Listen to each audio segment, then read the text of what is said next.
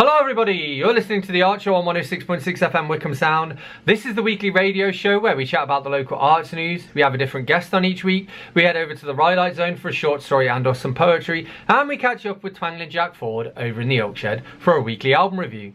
As always, you can find us on Facebook. If you search for The Art Show on Wickham Sound, you should be able to find us. And we are repeated on Wickham Sound on Monday nights. We're on the Wickham Sound Listen Again, iTunes, Spotify, and wherever else you get your podcasts. Please do leave us a short review on your podcast platform of choice. It all helps. You can also find us on Facebook if you search for The Art Show on Wickham Sound, and you can reach out to me here at the studio on dane.cobain at wickhamsound.org.uk. That's dane.cobain at wickhamsound.org.uk. So this week we're going to be chatting to the incredible author Dani Brown, the Queen of Filth. But before we do that, we're going to head over to the Rhyolite Zone for the latest instalment of Monsters of Rock by myself, Dane Cobain. Chapter 4, The First Gig, 1993. The gig was on January the 20th, the same day that Bill Clinton was being sworn in as president. Yeva Bankovskis was still in mourning, but not for Clinton. Dizzy Gillespie had passed away a couple of weeks earlier, and his signature sound had captivated her all those years ago when she was barely in her 40s. Dark elves live a long time. A wood elf in her 40s is like a human in their late teens. She had a tattoo of his bent trumpet on her left leg. They had been practicing 3 times a week, perfecting their first half dozen songs and making sure that they sounded as tight as possible. Groen wasn't happy, but he was a perfectionist. The rest of the group thought they sounded pretty good, but to Groen Gonadson, good enough wasn't good enough. He wanted them to sound perfect. What if there's someone in A&R there, he'd asked. The rest of the band had just looked at him. I'm serious, stranger things have happened. Not to us, Steve Kendall said. That's saying a lot considering the guy was a zombie who was sitting in a room with a vampire, a dwarf, an elf and a troll. The zombie looked morose, but then he always did, and so there was nothing new there. Where are we playing anyway? Groen smirked and said, You'll see. Time was at a premium during their jam sessions, but Groen had decided that if they weren't ready by the night before the show, they'd never be ready. That's why he'd given each of them a little homework. You first, Steve, he said. Steve Kendall had never been one for self-expression, even when he was alive. As a zombie, he tended to keep himself to himself for fear of attracting attention and ending up on the receiving end of an angry mob. Writing music came naturally to him, but writing a song was different. It was difficult, somehow alien, and he suspected it was because of the lyrics. He'd always said that a poem was just a song without a melody, but now that he was confronted with the need to actually write one, he wasn't so sure. But he'd done his best, and so he picked up his guitar and began to play. It wasn't a bad song, even Groen had to admit that, but it wasn't right for the real monsters. Secretly, Steve knew it, but there was something about it that he liked. He decided to save it in case he ever went solo. Next up was Vlad Black, who'd insisted he could play guitar and who wasn't half bad. But he was also heavily influenced by death metal, and it showed in the riffs he played. When he sang, it was almost impossible to tell what the lyrics were, but he insisted that they didn't matter. Yeva looked ready to stop him halfway through, but the musician's code prevented it. No one's ever seen it, but that doesn't mean it doesn't exist. Groen was more impressed than most, but it didn't quite cut the mustard. Kuzd was next, playing a ditty he'd written on his bass guitar. Groen liked it, mainly because the lyrics followed the best dwarven traditions by using only a single word. Gold, of course. But while the lyrics were catchy for a middle-aged dwarf, they were as simple as the melody, and Yeva flat out refused to play it because she said there was nothing she could add to it. Unfortunately for Kuzd, she was also his closest ally in the band, which meant that his song was never going to make it past its big reveal. Groen went next, with a new song of his called In the Hole, which doubled up as a traditional song about his mountainside home and as a more modern protest song about an unhealthy bank balance. It was a good, solid song, and Vlad quickly started tapping out a beat on the furniture. Kuz joined in shortly afterwards, picking out a few notes on his behemoth of a bass guitar once he'd figured out the chords. Yeva followed suit, albeit reluctantly, sweeping her hands across Groen's travel keyboard, which he'd left set up on the dinner table. Steve rolled his eyes and picked up a Squier Stratocaster that was leaning against a wall, tuned it by ear while the rest of the group was in the chorus, and then improvised a solo that none of them could hear over the sound of Groen's acoustic. He'd later swear that it was best ever performance of the solo, even better than the one that they caught on record on the 23rd take. Groen smiled as he played the last couple of bars and put his instrument down. He'd hoped they'd like it, if only because he'd tried something new with it. It veered away from dwarfish tradition and sounded more like one of the pop and rock songs that the band had been covering to win crowds over. He'd thought that nothing could top it. And then it was Yeva's turn. She'd co-written a song with Gz called Elixir, and so the troll joined her by plucking out a jazzy bass line to go with the delicate sound of her keyboard. The haunting lyrics brought out the sound of her homeland, reminding Groen of lush forests and snow-covered beaches, and he hummed along with the second chorus while tapping his feet to the beat. He'd never heard Gz play like that, as though he was afraid that if he stroked the strings too hard, they'd blow apart and take out the rest of his band with the force of a bullwhip. Groen wondered if they'd break the sound barrier. And then the song was over, and Yave and Gz were staring at the rest of the group and waiting for a reaction. "What do you think?" she asked. For once in his life, Groen Gonadson was speechless. On the night of the big gig, the band skipped their practice and went instead on what Groen called an away day. He'd stolen the idea from a marketing agency he'd reluctantly worked for in the 80s. He'd found a photographer, a skinny little kid from a nearby university, and ordered the band to wear white and to bring their instruments. "We're going to have a photo shoot," he'd explain. "We need something to go on the posters." "What posters?" Glad asked. "The posters we're going to make with our names on them," Groen said. The photo shoot went well, despite a few reservations, and it also had the desired effect. They felt like more than just a bunch of random people who'd been brought together in pursuit of a common goal. They felt like a real band. Some would argue that that's exactly what a real band is. They felt like the real monsters. Groen hadn't told the rest of the group where they'd be playing, insisting he wanted it to be a surprise. It was a surprise, all right, but not a welcome one. "The Rose and Crown," Yeva said, her voice an unusual monotone. "Really?" "Really," Groen said, as the minibus they'd borrowed pulled into the car park. "Only this time we're playing in the front room."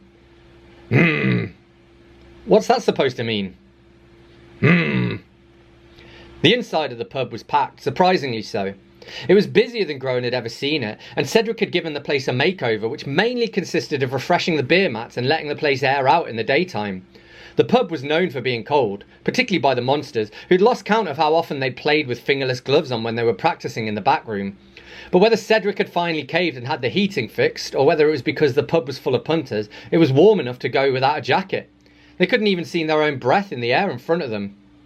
Neither Steve nor Vlad actually breathed, so they weren't as surprised as the others. They'd barely had time to stash their instruments beside the stage when Cedric walked up to them, his fingers fiddling with the long grey hairs in his goatee. He was short for a human, but he still towered over Groen. It wasn't difficult. "Evening, boys," he said. "And girls," Yeva muttered. But either he didn't hear her or he was a good actor. "I've got a bit of a problem and I was wondering if you could help," he continued. "Another act was supposed to go on before you, but they didn't show up. We've got 2.5 hours to kill. How long can you guys play for?" Privately, Groen thought they had enough material for 45 minutes, and that was if they threw in a couple of covers. "An hour?" he said. "Make it 2, Cedric said. 2 sets of an hour or so. You're on in 15 minutes. That work for you?" Good. That was the latest instalment of Monsters of Rock by myself, Dane Cobain. You're listening to The Archer on 106.6 FM Wickham Sound, and this is Jazz Dillon with Get On Your Boots, featuring Henny Envy.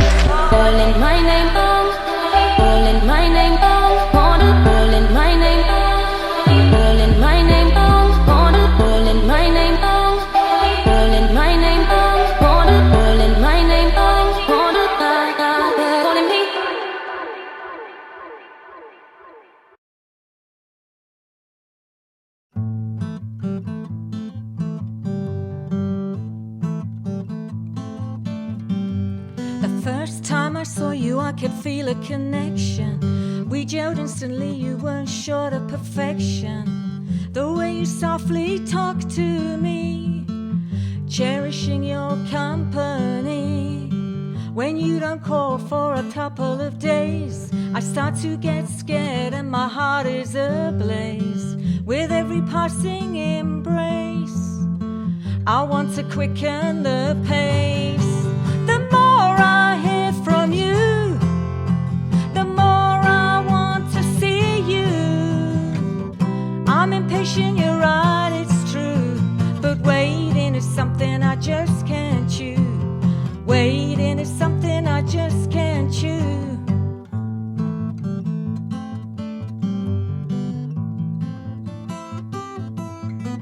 If you told me you loved me, my heart would relax. I wait for that moment to be stopped in my tracks.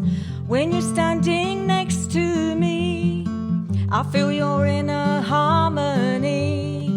My heart is pounding every time I feel the touch of your lips on mine. I'm not wanting to leave, forever to believe. The more I hear from you, the more I want to see you.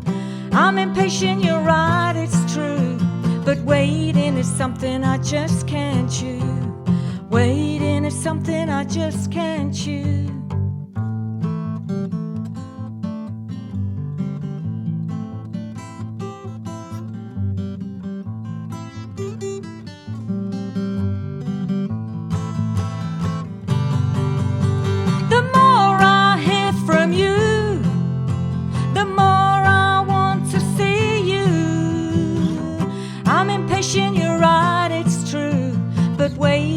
Something I just can't chew. Waiting is something I just can't chew. Waiting is something I just can't chew. Waiting is something I just can't chew.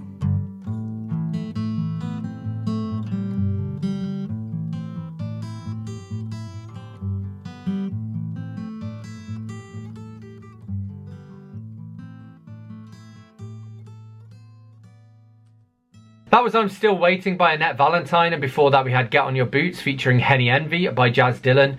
You're listening to The Archer on 106.6 FM Wickham Sound, and it's time for us to be joined in conversation now by this week's guest, who is author Dani Brown. Oh, the first question is one I ask everybody. Authors usually have a pretty interesting answer to this. It's, what was the last book that you read, and what did you think of it? Oh God, the last book I read, it was Horror Sexual by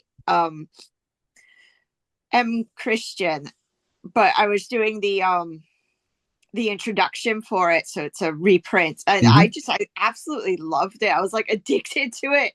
It was like a collection of short stories, but I can only really read in little bursts because I'm, a single mother, so yeah, I'm working full time, so I absolutely loved it. I haven't read something like that in quite some time. So usually, I stick to collections of short stories these days, so at least I can read something. Other than I used to read these thick, like really thick, epic fantasy novels. Yeah. Especially when my son was younger, because they'd be the biggest books in the shop, and I didn't want to go back to the shop. So yeah, I'll just get the biggest ones. They're usually epic fantasy. So. Cool. And you mentioned, so you writing the introduction for that. Do you know when that comes out? No, I don't. He said he'll let me know when it's a re-release, so it has been released once before. Cool. Awesome. Well, obviously today I want to chat to you about your own writing. I thought a good place to start would be to ask, how long have you been writing and how did you get your start with it? I started writing in university when I took creative writing. As you know, if you're going to take creative writing, you've got to write. So, and I think I was first published with a novella in 2014. So I've been writing for quite some time. After my son was born, because I graduated in 2008. After my son was born, I was desperately sick for several years. One of those like awful infections. It just doesn't get away. It wipes everything. So as part of the recovery, when I was well enough to start going out, and it was, if you've been sick for a while, you run a risk of developing depression, which will just make you sick all over again. So as part of my recovery, I was sent on one of those community courses for creative writing as well. So I restarted writing again, and I dug out the stuff I had written while I was pregnant before I got sick, with the intention of finishing it off. So, and that was, I think it was broccoli, although I didn't bring that to the community creative writing class because that would have horrified them.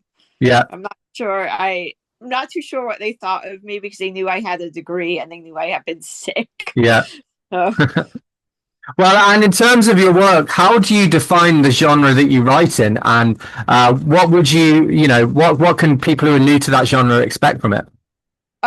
These days I've been writing a lot more bizarro, as I do write a bit of extreme horror, but there's only so much of that you can write in one go before messing with your head, and before you start wondering, is this extreme or is this too extreme? And you lose all sense of normality. So these days I'm writing a bit more bizarro after writing a few extreme things in a go, like one after the other. And bizarro, I think the best way to describe it is it's really weird, but it's not quite like some people say a B movie on the page, but not necessarily, because not all bizarro has that B movie type feel. Some of it's more dreamlike and whimsical.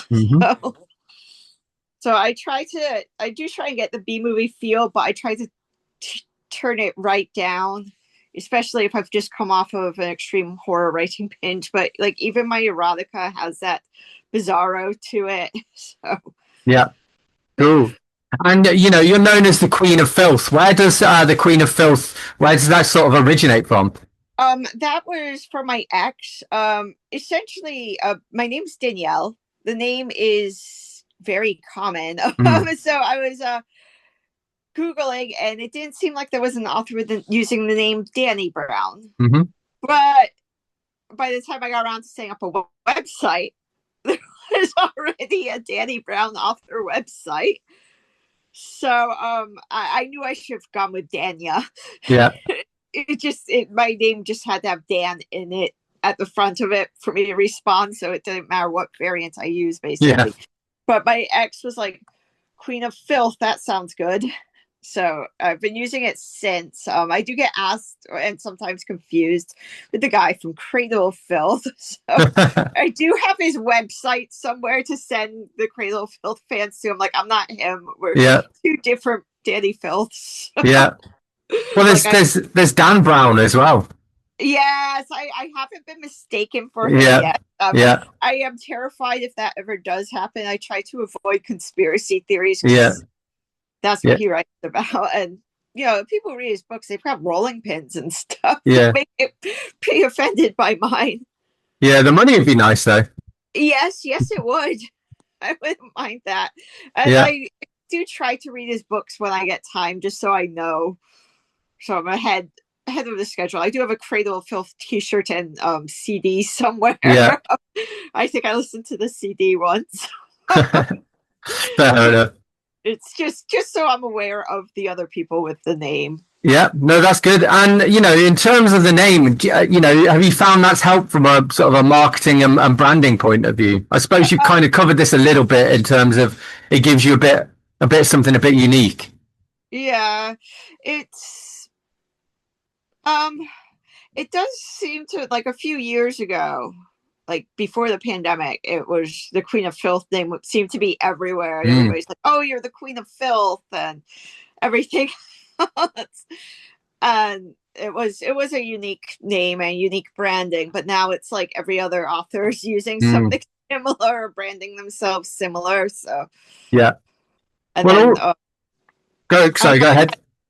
I haven't had a big release in quite a while, so it's like people have forgotten the Queen of Filth, although that's changing. I was self-publishing, but I decided I don't like that. So I'm switching back to publishers, which means there's going to be a bit of a delay between releases now. Yeah. Yeah. And I mean, one thing I wondered, with that kind of Queen of Filth label, I mean, is it like a double-edged sword in terms of, is it almost a constraint sometimes? Like, what if you decide, you mentioned epic fantasy earlier, if you want to go off and do epic fantasy, you can't really do that as the Queen of Filth, No. Although some epic fantasy, it's quite violent and quite, can be quite very sexual in places, very erotic, very violent. So I might just get away with it if I did. Like, obviously, Game of Thrones, I think, is probably the most recent big epic fantasy release. And that's got a lot of sex and violence. Mm-hmm. So I might get away with it if I decided I wanted to write a 1,000-word book about dragons. Yeah. Cool. So you mentioned sort of working with publishers. Can you talk us about your publishing team? So maybe start off with who you work with as you were self-publishing, and then some of the publishers that you're either working with or hoping to work with in the coming years. Well, I had started off with publishers because I have the means to self-publish. I always wanted to self-publish, and I started self-learn during the lockdowns because there's nothing else to do, and it was good at first, and I really enjoyed it, but it's too much work because I work full-time as well, and it's having to do everything yourself. And then there starts to be a bit of drama and stuff in the horror community. I'm like, okay, when I was with a publisher before, there were terms in the contract, no drama, no doing this, no doing that. I'm like, I kind of feel like I need that barrier between me and some people. So I've recently started sending out short stories and stuff. So luckily, Crystal Cook, who's published several of my short stories, has decided she wants to publish some longer stuff. So I'll be restarting my journey with a publisher with her. I'm currently working on 2 books because I work on books at least in pairs. So there's one in final draft and one's in first draft.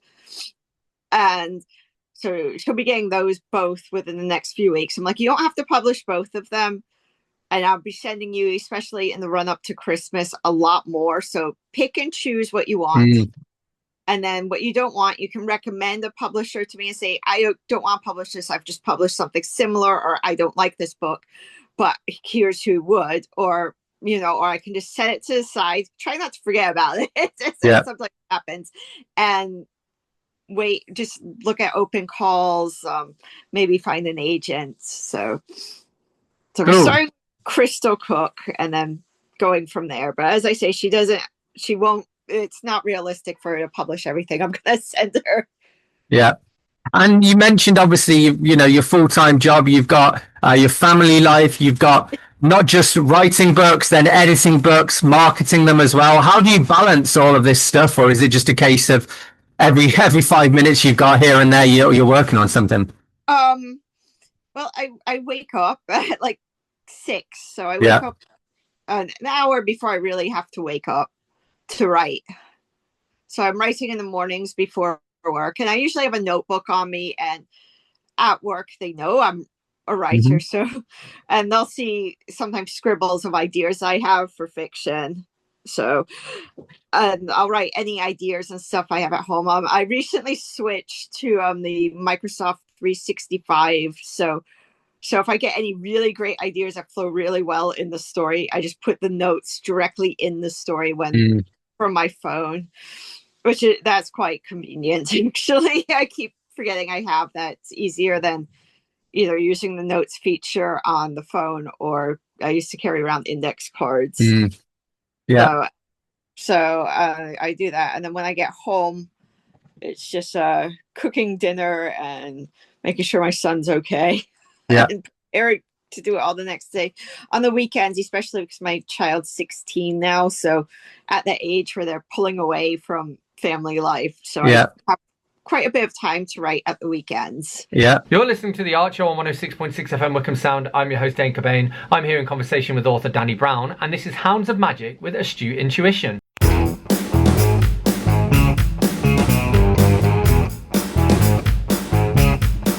She's got astute intuition guiding her life. been developing it since the age of 5. She's low on the radar and high in the sky. Won't allow life to pass her by.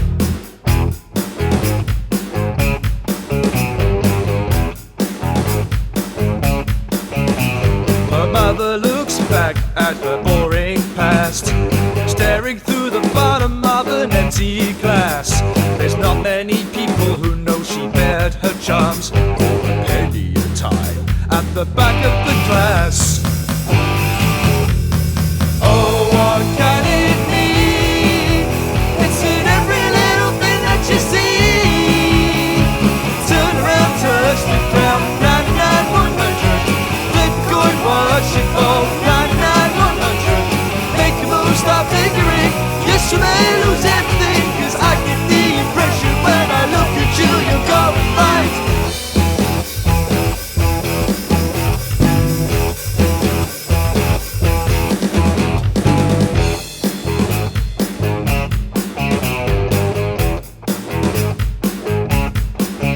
Now the way those girls play is a beautiful thing. Mother on guitar and her kid can sing. They packed up their jobs to pursue a dream, performing the songs of Led Zeppelin. Oh, what can it mean? It's in every little thing that you see. Turn around, touch the ground, 99, 100. Flip coin, watch it fall, 99, 100. Make a move, stop tinkering. Yes, you may lose everything, 'cause I get the impression when I look at you, you're going right.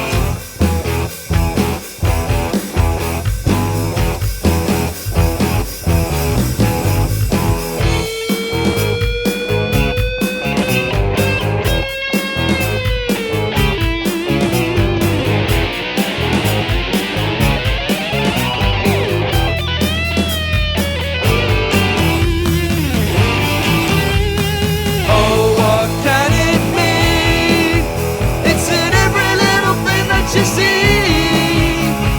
Turn around, touch the ground, 99, 100. Flip a coin, watch it fall, 99, 100. Make a move, stop lingering. Yes, you may lose everything, 'cause I get the impression when I look at you, you're going right. I get the impression when I look at you, you're going right. I get the impression when I look at you, you're going right.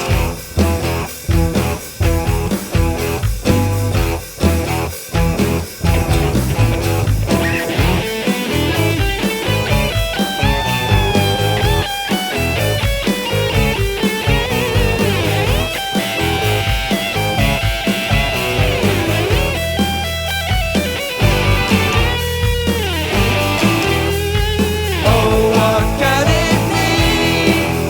It's in every little thing that you see. Turn around, touch the ground, 99, 100.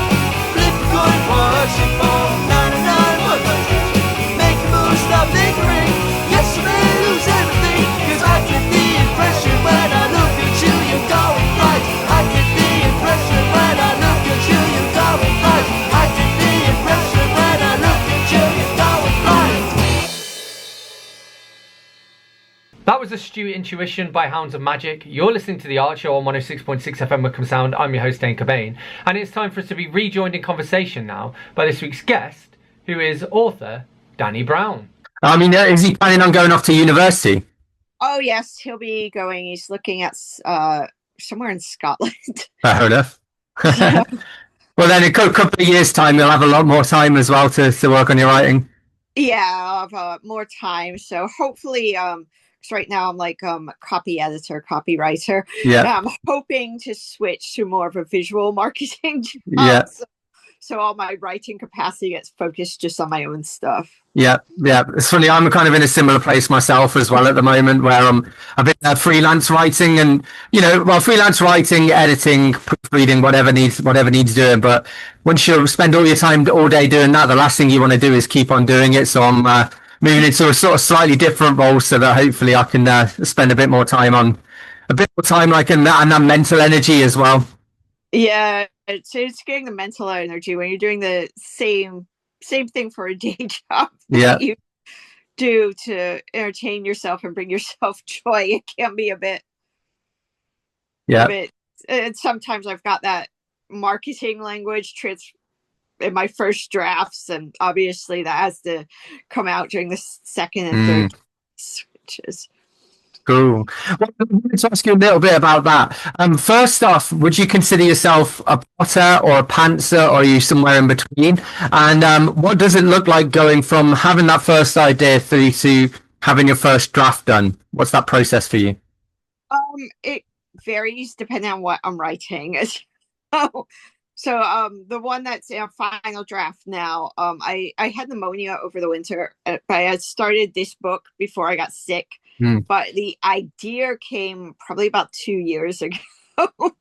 And it was just little notes. Where's my notebook? Little notes somewhere in this notebook. So it's in one of these tabs. Yeah.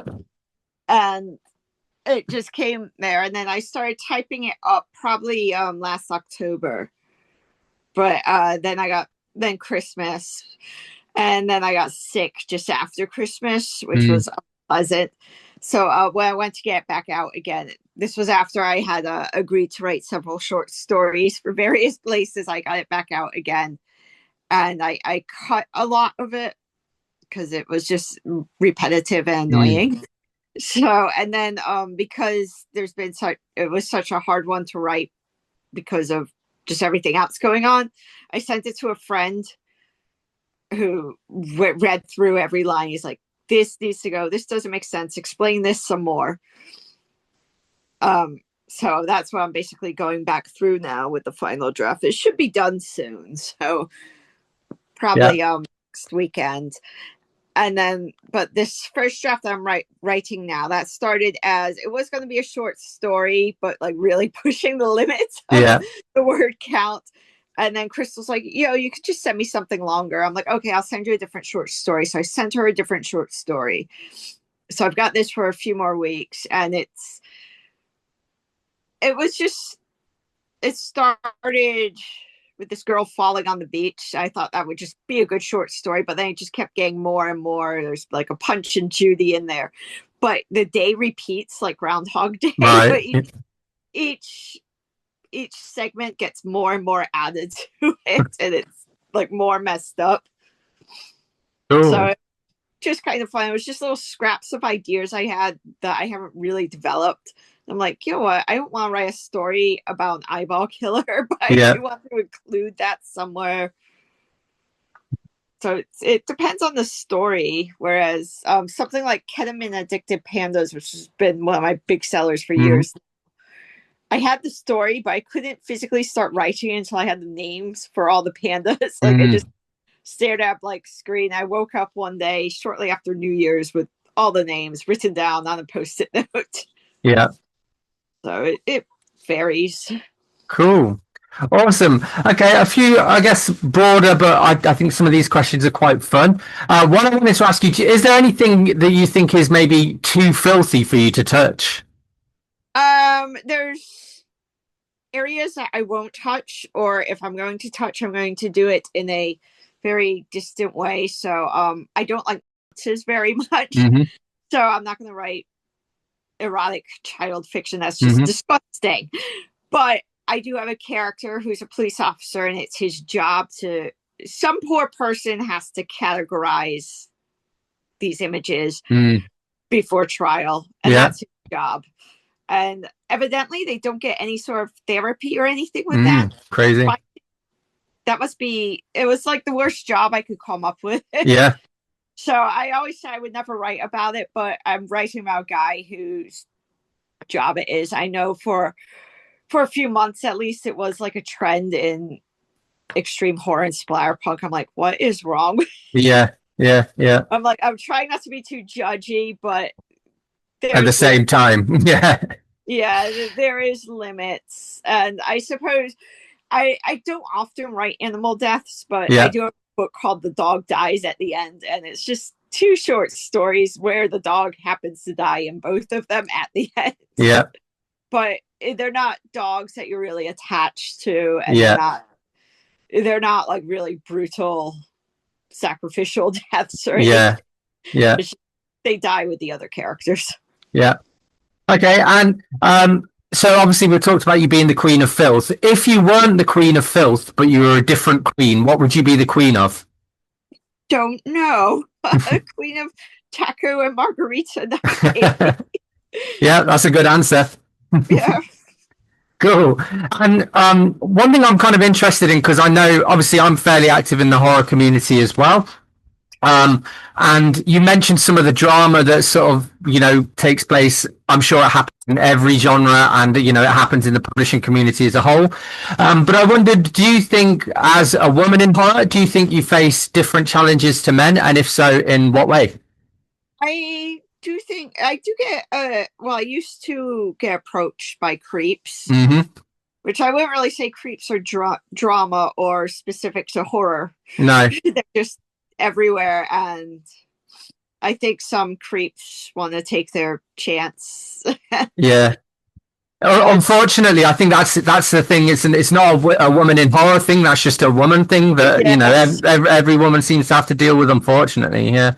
Yeah, where it's not specific to horror. I do think that horror, at least event organizers, can do a bit more to, say, hey, you can't do that and stuff, because it's like where I live, the creeps are known about. And I, in some cases, if you just sat them down and had a word with them rather than some sort of big thing about it, and just say, hey, people don't like that. There's clubs and stuff where you can go do that sort of thing. Like specialist places for that. Not horror isn't a sex club, basically. Yeah. Yeah. Whereas there are sex clubs about. You can go to one of them. Yeah. Well, it's true. I think maybe a lot of creeps don't realize that they're creeps until somebody points that out. But also, it's like, you kind of mentioned this before as well. Like there's a difference between what you write about and the person you are. It's like the same as if you're writing crime novels about serial killers. That doesn't mean that you condone going out and killing people. It's just what you happen to write about. And it's the same if you're writing, if you're writing erotica, for example, that doesn't give people a free license to then come up and be really weird to you, Yeah, well, they seem to think it does. Yeah. So it's like, I point it out. I'm like, if fiction were real, then where are my ice dragons? Because I really want ice dragons. That'd keep the creeps away. Yes, it would. But it's like, Stephen King doesn't live in the sewers. No. Type deal. I'm like, we're just making this up. In my case, I get a lot of ideas from like song lyrics and stuff. So it's like, you're just making it up. It's fiction. It's not real. Yeah. Well, and you mentioned song lyrics. That's another great example. A lot of like metal songs, or like black metal and death metal and stuff. They got like, Slayer's a great example where they've been like taken to court because people have said, like your song encourages so and so, and it's like, no, it's just art. It's just that's what the genre does. It's really over the top. If you type Cannibal Corpse covers into YouTube, you get all sorts of different ones, and they're so funny because their lyrics are just so over the top. Yeah, I've seen a few of those where they've got like, you got like old men singing those lyrics, but like Frank Sinatra style and stuff, and it's just very surreal. Yeah. It's hilarious because the lyrics are over the top. Cannibal Corpse know their lyrics are over the top. They do it on purpose, and they're probably really nice guys. Yeah. It's kind of like, in the news at the moment, the new Spinal Tap movie, it's like Spinal Tap is just, it's something like Cannibal Corpse turned up to 11, it's like their whole joke is how ridiculous a lot of bands are with their lyrics and their stage antics and all of this stuff. Yeah, but it's not just metal. Like, Nick Kershaw, one of his songs greatly influenced one of my stories, because he's got like the music video has like lips on the wall, but the song itself has absolutely no meaning. It just makes no sense. Or I live in Liverpool, so you've got the Beatles. You've got I Am the Walrus, which was specifically written to make no sense. Yeah. But it's like you point this out to people and they just don't quite grasp that it's just entertainment to entertain. Yeah. Awesome. Okay, well, just one last question to end on, and we've touched on the first part of this, but if you want to kind of give us more of an update, so what's next for you, and where can people follow you to stay up to date? People can follow me. I try to update my website, but my social media page, the Dani Brown one, not the Queen of Filth one, that only gets like writing and art updates, but my page gets all my updates. It's public and you can follow it. And well, I'm right now I'm right in the middle of finishing 2 books, which I'm going to send to Crystal. Then I have to clean the cupboard under the stairs one weekend and put up a bookcase before I send her. I think it's about 4 or 5 more in the lead up to Christmas. And as I say, it's unrealistic to expect one publisher to publish basically everything I'm sending. So she'll probably choose 2 or 3 that she likes the most and send the rest back to me. But hopefully she'll have some recommendations of where else I could send it.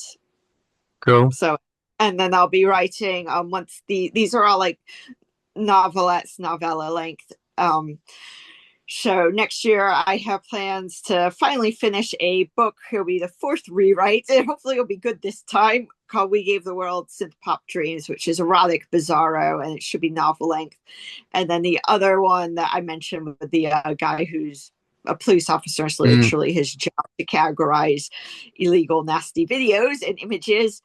That's called Everything Must Always Be Extreme. So I'm still researching that one, especially it's a very specific job. And then it's got like some very weird concepts and stuff in it as well. So it's not just, the job's just what the poor guy does. Yeah. Whereas that's not that important to the story. It's just the worst job imaginable. Yeah. It was either that or a sewage worker, but I thought the police officer one sounded worse. Yeah, for sure. Yeah. Big thank you to Dani Brown for joining me. You're listening to The Archer on 106.6 FM Wickham Sound. I'm your host, Dane Cobain, and this is Squid Face Girl with Taxi.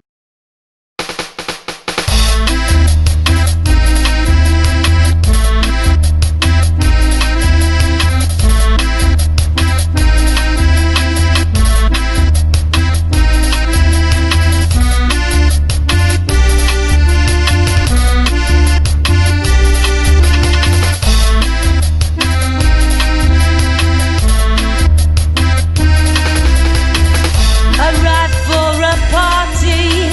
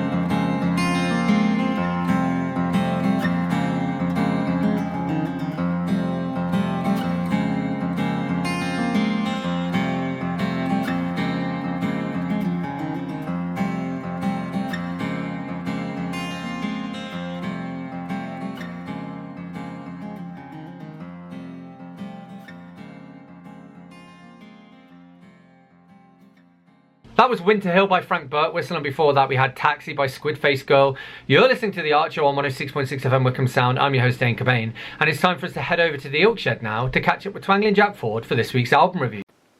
Nilsson Schmilsson by Harry Nilsson. I recently watched a documentary about Harry Nilsson on one of the streaming services. I have always wondered why this album was so successful in the rock era, when Nilsson was never very rock and roll. I often see copies of this album in charity shops, usually not in great condition, but I picked this album up in excellent condition for a fiver at Collector's Paradise in Chesham. I first became aware of Harry Nilsson when I watched the animated children's film The Point on TV. I probably watched it because we were so starved of my kind of music on TV at the time. It has sweet, simple songs, and the kind of Sesame Street message of tolerance that seems to have been a bit of a waste of time. Nilsson's first big break as a songwriter was having his song Cuddly Toy performed by the Monkees on their TV show, and his big break as a singer was Everybody's Talking at Me, the theme to Midnight Cowboy. He was friends with the Beatles, who championed his early work. I particularly like a song from his first album called Without Her, though I prefer the version by Blood, Sweat and Tears. His voice is the kind that few would have trouble with, but in my youth I thought it was one for the mums and dads. His songs are unusual, sometimes a bit gimmicky, sometimes a bit jazzy, sometimes a bit vaudeville, and a bit like show tunes. They seem to aspire to the great American songbook. Nilsson Schmelzen is probably his artistic peak, though only 3 of the songs appear on a Nilsson compilation CD I have. One of these songs is a rather sweet number called the Moonbeam Song. One is the bafflingly popular Coconut Song, and the other is his cover of the Badfinger song Without You. Without You, along with Everybody's Talking at Me, are probably his most famous songs and his biggest hits, even though he didn't write either of them. On the album Nilsson Schmilsson, all the stops were pulled out to make Nilsson big, and they succeeded only for him to throw it all away. He hated to play live, and he loved narcotics and booze. It was never going to end well. The album is produced by Richard Perry, who produced big-sounding and big-selling albums for many of the middle-of-the-road acts of the day, like Barbra Streisand and Diana Ross. Even now it still sounds fantastic, though in my 60s I still find it sounds a bit too much like it is for the mums and dads. The songs are incredibly well performed, though I did find his version of Let the Good Times Roll to be a bit unnecessary. I also did not need ever to hear the Coconut Song again. I don't think it is one of his best compositions, being very much in the novelty bracket, yet it is possibly the most played of his original songs. This album comes from a time when 2 sides of vinyl were programmed to be an entertainment in their own right. This record has a mood, and to play it might put you in that mood. It has highs and lows, big productions and moments with just piano and strings. It is sandwiches and cake. It is an artifact that typifies a bygone era. I must admit I quite like the overall listening experience. Nilsson Schmilsson. Big thank you to Twangling Jack Ford for this week's album review. Thank you to Dani Brown for being this week's guest. Thank you to everyone whose music I've shared. As always, you can find us on Facebook. If you search for The Art Show on Wickham Sound, you should be able to find us. We are repeated on Wickham Sound on Monday nights. We're on the Wickham Sound Listen Again, iTunes, Spotify, and wherever else you get your podcasts. Please do leave us a short review on your podcast platform of choice. It all helps. You can also find us on Facebook. If you search for The Art Show on Wickham Sound, you should be able to find us. And you can email me here at the studio on dane.cobain@wickhamsound.org.uk. That's dane.cobain@wickhamsound.org.uk. I'm particularly keen to hear from anyone who has music to share or anyone who would like to be a guest. So I'm going to leave you with one last tune. This is Lewis Branch with Blah. I'll catch you next week.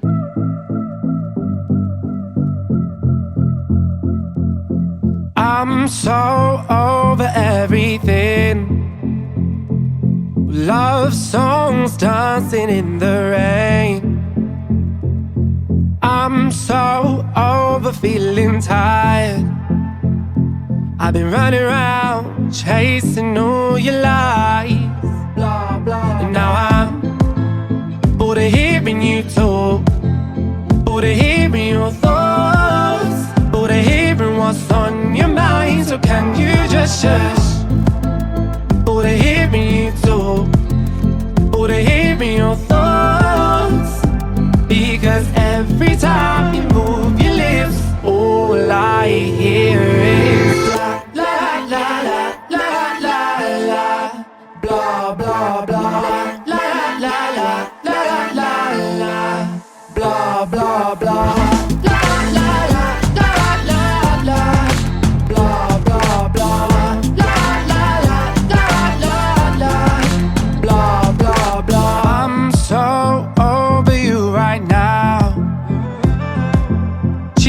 Love promises, fake smiles.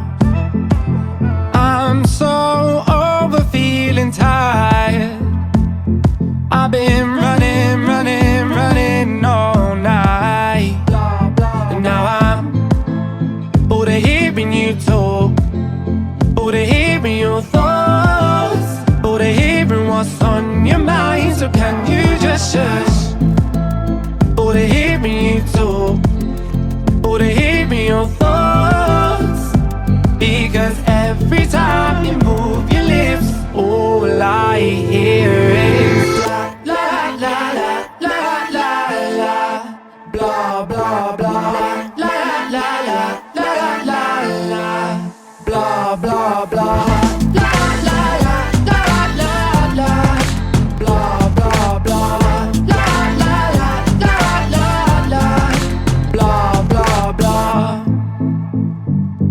Be quiet, sit down, stop running your mouth. Be quiet, sit down, because every time you move your lips, all I hear is black.